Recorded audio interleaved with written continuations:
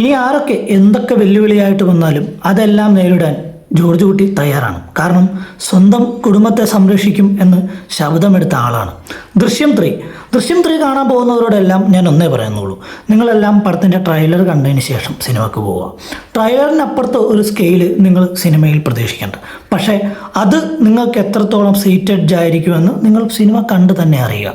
അല്ലാണ്ട് D1 നിങ്ങൾക്ക് കിട്ടിയ സസ്പെൻസോ D2 നിങ്ങൾക്ക് കിട്ടിയ ത്രില്ലറോ ഒന്നും പ്രതീക്ഷിച്ച് നിങ്ങൾ സിനിമയ്ക്ക് പോകില്ല. എന്നാൽ നിങ്ങൾ പ്രതീക്ഷിക്കാത്ത സസ്പെൻസും സിനിമ നിങ്ങൾക്ക് തന്നിരിക്കും എന്നുള്ള ഉറപ്പുണ്ട്.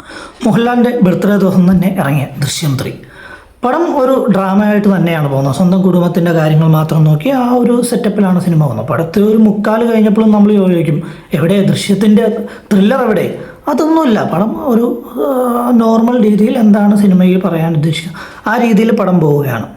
ഈ ജിത്തുവിനെ നമുക്ക് പുള്ളി സ്ക്രിപ്റ്റ് എഴുതിയാൽ ഒരു സിംഹാസനം ഇട്ട് പുള്ളിനെ അങ്ങ് മാറ്റിയിരുത്താം എന്ന് പറയല്ലേ, ആ രീതിയിലാണ് പുള്ളി സ്ക്രിപ്റ്റ് ചെയ്യുമ്പോൾ എല്ലാ രീതിയിലും എല്ലാ പഴുതടച്ചേ പുള്ളി ചെയ്യുള്ളൂ. അതിൽ 100% പുള്ളി ചെയ്തിട്ടുണ്ട്. പിന്നെ ട്രെയിലറിൽ കാണിക്കാത്ത ഒരാളെ ആ ഇൻ്റർവെല്ലിൽ കൊണ്ട് നിർത്തിയിട്ടുണ്ട്. പിന്നീട് അങ്ങോട്ട് പുള്ളിയുടെ ഒരു അഴിഞ്ഞാട്ടമൊക്കെ കാണിക്കുന്നുണ്ട്. ഒരു രക്ഷയില്ല, പുള്ളി ഒരു രക്ഷയില്ലാതെ ചെയ്തിട്ടുണ്ട്. പിന്നെ അഭിനയത്തിൻ്റെ കാര്യത്തിൽ മോഹൻലാലിൻ്റെ നമുക്ക് പറയേണ്ട കാര്യമില്ല. ആ പടത്തിന് എന്താണോ വേണ്ടത്, അല്ലെങ്കിൽ ജോർജ് കുട്ടി എന്താണോ അത് പുള്ളി ചെയ്തു വെച്ചിട്ടുണ്ട്. പക്ഷേ സ്പോയിലർ അല്ലാത്തൊരു കാര്യം പറയാം, ഇൻ്റർവെല്ലിന് തൊട്ട് മുമ്പ് പുള്ളി ജനലിൽ കൂടി പുറത്തേക്കൂടി നോട്ടം നോക്കുന്നുണ്ട്.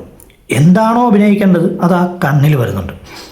ജോർജ് കുട്ടി ഇനി എത്ര നാൾ സ്വന്തം കുടുംബത്തെ സംരക്ഷിക്കും എന്നുള്ളതും ജിത്തു ജോസഫിനെ എത്ര നാൾ ജോർജ് കുട്ടിയെ ഉപയോഗിക്കാൻ പറ്റും എന്നുള്ളതും വെച്ച് പടത്തിൻ്റെ 4ഉം 5ഉം എല്ലാം ഇറങ്ങും.